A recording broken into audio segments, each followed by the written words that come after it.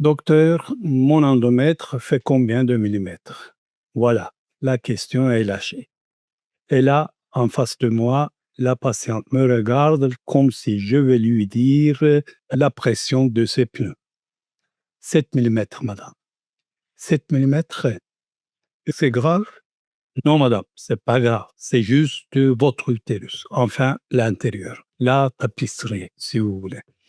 Parce qu'au fond, l'utérus, c'est un petit appartement et avant d'accueillir un invité, en l'occurrence un embryon, on refait la déco. On change le papier peint et ça, l'endomètre. Alors, évidemment, le jour du transfert, on regarde deux choses. Et là, attention, on entre dans le grand cinéma de l'échographie. Premièrement, c'est l'épaisseur. On mesure en millimètres, 7, 8 millimètres. On est content. Le médecin sourit, l'embryologiste sourit, tout le monde sourit, c'est le festival de Caen. Mais attendez, parce qu'il y a toujours quelqu'un, souvent le mari d'ailleurs, qui n'a rien dit depuis 3 consultations, qui se réveille soudainement et qui demande: docteur, 10 millimètres, c'est mieux que 8, non?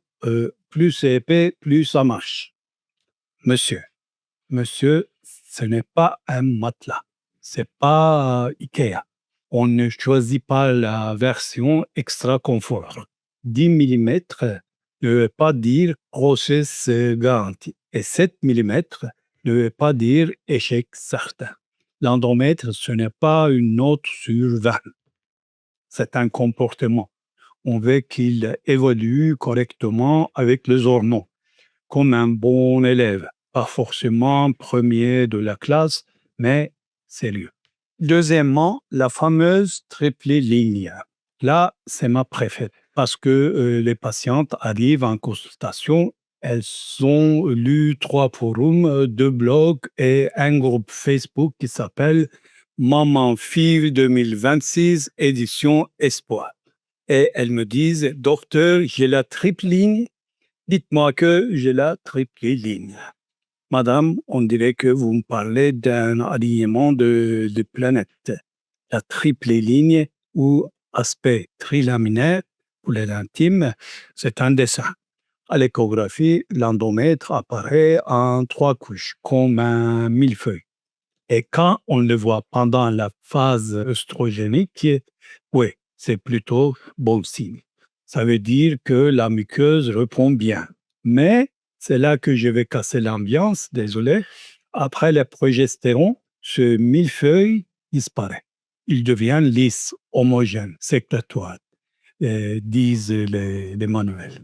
Et c'est normal. Donc, si quelqu'un vous dit plus de triple ligne, catastrophe, au 7e jour de progestérone, il faut lui demander gentiment s'il a bien regardé le calendrier.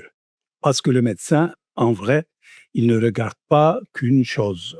Il regarde l'épaisseur, le moment du cycle, le nombre de jours de progestérone, s'il y a du liquide dans la cavité. Ça, c'est jamais une bonne surprise. S'il y a un polype, un fibrome, des adhérences et bien sûr la qualité de l'embryon. Parce qu'au fond, et je le dis souvent, l'implantation, c'est une conversation. C'est un dialogue très fin entre l'embryon et l'endomètre. 2 interlocuteurs et nous, à l'échographie, on est dehors. On colle l'oreille à la porte.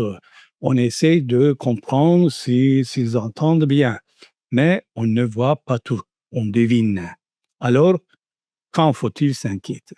Si l'endomètre reste très fin, malgré le traitement, si la cavité contient du liquide, si l'aspect ne correspond pas au jour prévu, là, on ajuste. On prolonge les œstrogènes. On change la voie d'administration, patch, gel, comprimé. On a tout un catalogue. On vérifie la cavité. Et parfois, oui, on reporte le transfert. Et là, j'entends d'ici la réaction. Reporter, docteur? Non. On a entendu 6 mois, mes beaux-parents demandent tous les dimanches.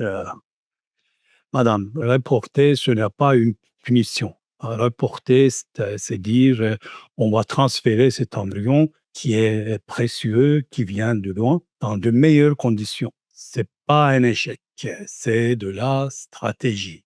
Le vrai message, c'est celui-là. Avant un transfert, on ne cherche pas un chiffre parfait, on cherche une cohérence. Un endomètre suffisamment développé au bon moment hormonal dans une cavité saine, c'est tout. C'est pas magique, c'est pas mystique, c'est juste cohérent. Donc, 7,5 mm, triple ligne, c'est généralement rassurant. Endomètre un peu fine, ça mérite discussion, c'est pas une impasse. On préfère reporter, c'est pas une catastrophe. Parfois, c'est même un cadeau. Chaque cas dépend de votre âge, de votre protocole, de vos antécédents, du type d'embryon et de l'histoire de vos transferts précédents. Il n'y a pas de réponse universelle. Si quelqu'un vous en donne une, méfiez-le. Cette vidéo est informative, hein? Vous savez, elle ne remplace pas votre médecin, bien sûr. Mais si vous avez un compte-rendu échographie dans les mains, posez 2 questions simplement. À quel moment du protocole cette mesure était faite? Est-ce que l'aspect de l'endomètre est cohérent avec le jour prévu du transfert? C'est souvent là, pas dans les millimètres, pas dans les lignes, que se trouve la vraie réponse. Et comme on dit, les garanties, c'est pour les frigos. Allez, ciao!